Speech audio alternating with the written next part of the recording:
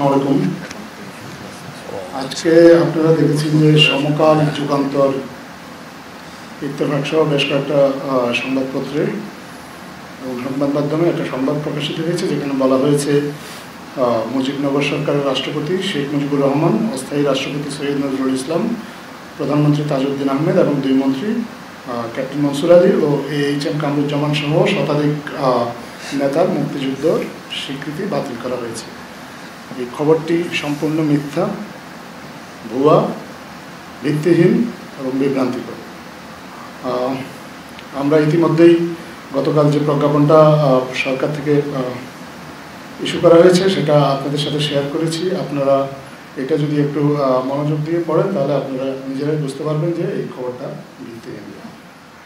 এছাড়াও আমরা নিজেরা আমাদের মুক্তিযুদ্ধ বিষয়ক মন্ত্রণালয় আজকে একটা সংবাদ সম্মেলন করে এ বিষয়ে তাদের অবস্থানটা ব্যাখ্যা করেছেন। আমরা নিজেরাও মুক্তিযুদ্ধ বিষয়ক মন্ত্রণালয়ের দায়িত্বপ্রাপ্ত উপদেষ্টা ফারুক আজম জনাব, ওনার সাথে কথা বলেছি। উনি আমাদেরকে জানিয়েছেন পরিষ্কারভাবে মুজিবনগর সরকারে যারা ছিলেন তারা মুক্তিযোদ্ধা, যারা সশস্ত্রভাবে মুক্তিযুদ্ধ করেছে, যারা পরিচালনা করেছে তারাও মুক্তিযোদ্ধা, তবে এই সরকারের কর্মকর্তা কর্মচারী তারা সহযোগী মুক্তিযোদ্ধা।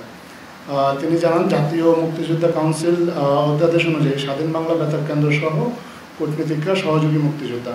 সহযোগী মানে এই নয় যে তাদের সম্মান ক্ষুণ্ণ করা হয়েছে।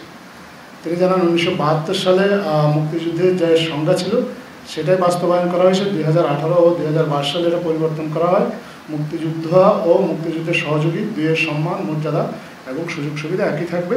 এটা আমাদেরকে মুক্তিযুদ্ধ বিষয়ক উপদেষ্টা জনাব ফারুক আজম নিশ্চিত করেছেন। আমরা এই বিষয়ে যেসব সংবাদ মাধ্যম ভুল বিভ্রান্তিকর সংবাদ প্রকাশ করেছেন, আমরা আশা করব তারা তাদের ভুলটা সংশোধন করবেন। ঠিক যেখানে তারা ভুল সংবাদটি ছাপিয়েছেন ঠিক একই জায়গায় তারা তাদের সংশোধনী প্রকাশ করে তারা তাদের পাঠকদের কাছে দুঃখ প্রকাশ করবেন এবং আমাদের বাংলাদেশের মানুষ যাদেরকে তারা বিভ্রান্ত করেছেন এই ভুল সংবাদ দিয়ে তাদের কাছেও দুঃখ প্রকাশ করবেন।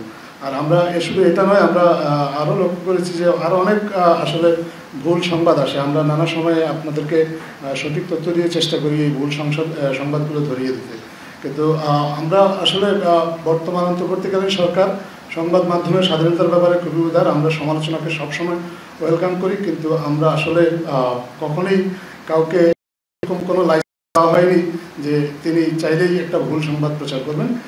যারাই এখন থেকে এ ধরনের ভুল সংবাদ প্রকাশ করবেন বা বিভ্রান্তিকর প্রকাশ করবেন যেগুলো আমাদের মানুষকে বিভ্রান্ত করবে, সরকার তাদের বিরুদ্ধে প্রয়োজনীয় আইনানুগ ব্যবস্থা গ্রহণ করবে।